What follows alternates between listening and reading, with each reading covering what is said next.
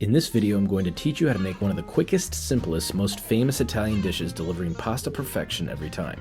A vintage foolproof spaghetti alla carbonara relies on transforming everyday ingredients into something magical and spectacular slow foods movement tradition. Filming for YouTube videos is tough with 3 and 6-year-olds. Busy dad life equals no time for reshoots. Que buono pasta! This recipe starts with a high-quality dried spaghetti noodle, which I'll get into later, some authentic Italian pecorino romano, DOP parmigiana reggiano, 4 eggs, guanciale, which is cured pork cheeks, and black pepper. Spaghetti alla carbonara is one of the OG Roman pasta dishes and one I'd never had before until I lived in Italy.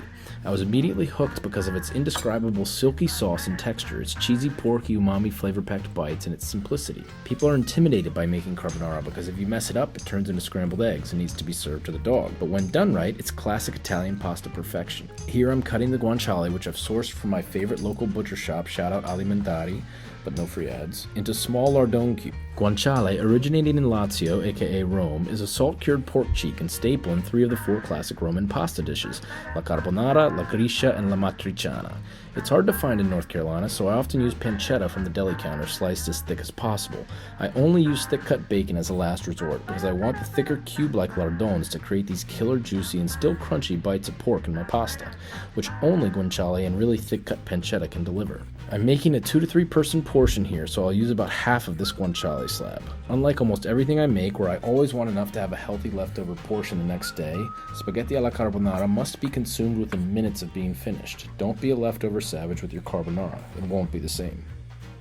The next step is to start building the sauce. It's so simple but so good, and if you follow these steps, you too can make a foolproof, silky smooth, perfect carbonara.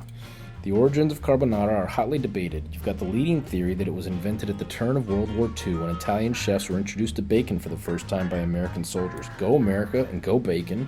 And then you've got my favorite theory, the peasant food coal miner theory, because the word carbonara translates to coal miner's wife. And I love this theory because there's so many instances in culinary history where cucina povera created the most delicious dishes from cheap, easy to find ingredients. Check, check. And then you've got the jump the shark Fonzie conspiracy theory. The dish was named after the secret 19th century political society membership group I Carbonari, not to be confused with I Carabinieri or Italian police force. But perhaps spaghetti alla carbonara was reserved for only these elite secret society meetings in the 19th century. You know, gross rich people behavior, which would explain why it never showed up in Italian recipe books until the mid-20th century. But anyways, no matter which theory you believe, the best way to start the sauce is by using a combination of whole eggs and yolks. For 2 to 3 servings, I've cracked 1 whole egg and 3 egg yolks into a bowl. Immediately into that bowl, I'm going to freshly grate about 15 grams each of my pecorino romano and parmigiana reggiano. Some people like to only use pecorino, but I couldn't dare cheat on my first true love, parmigiana reggiano, so I had to split the difference and use both. Any combination of these 2 cheeses will be amazing. For 2 to 3 servings, you're shooting for 25 to 30 grams of cheese. But it's critical to use authentic whole blocks of cheese here. No imposter plastic container parmesan, and no pre-shredded chemically enhanced pecorino romano. Spend the extra money and spring for the authentic imported parmigiana reggiano and pecorino romano, and take the extra 2 minutes to grate the cheese yourself. Trust me, it will be worth it. Give your eggs and egg yolks a whisk and add a dash of black pepper and the freshly grated pecorino and parmigiana to the eggs, and whisk them all together. The prep is now done after about 10 minutes.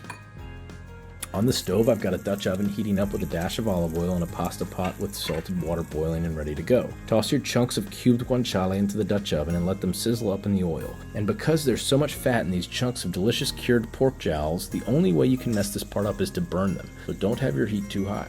For the pasta, I'm using much less water than I typically would intentionally, just enough to cover the noodles, because I want a high starch content in the pasta water so at the end the heavenly silky sauce clings to the noodles and coats them completely with every bite. The higher the starch content of the water, the better that end result will be. Because you're using less water, you do need to stir the noodles to make sure they don't clump. Wait, do you hear that? That's one of life's greatest noises right there, that sizzle. When the pork chunks look like this, a nice golden brown with lots of delicious fat rendered, they're done. They take around the same amount of time as the pasta does to cook, and right before the pasta are done, make sure you add another dash of black pepper to the rendered pork fat and scoop out about a half cup of pasta water.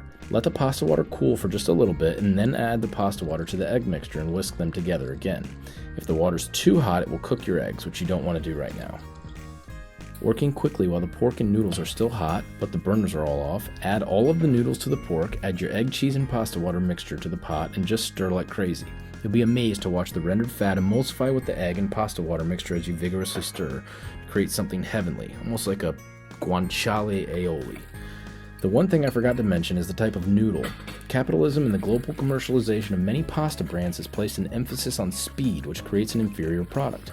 As a slow foods movement fanboy, I will always buy a light yellow dried pasta because I know it's made the right way, slow dried at a low temperature with a bronze die cutter. The color of the pasta will tell you all you need to know. The darker colored, think lighter brown or almost orange looking dried pastas are made to support mass production and drive profits. And these pastas are dried quickly at a higher temperature, not only losing some of their nutritional value, but also creating a smoother texture because of a Teflon die. You don't want a smoother textured pasta when your end goal is to create a sauce which clings to the pasta, which, let's be honest, should be every time you cook pasta. Check out the transformation. It looks and tastes incredible.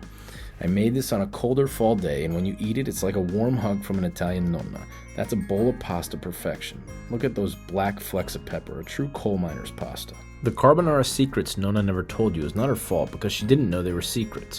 When Nonna cooked spaghetti carbonara, she had access to good quality pasta made the right way, always used authentic parmigiana and pecorino from Italy. But now, in today's world, with quality ingredients and time-honored traditions being sacrificed for corporate profits, the home chef must now learn a secret Nonna always knew: how to find the best minimally processed ingredients. As always, I believe if you embrace slow foods and discover new flavors so you can cook with love for those you love most in this world, you can change your life.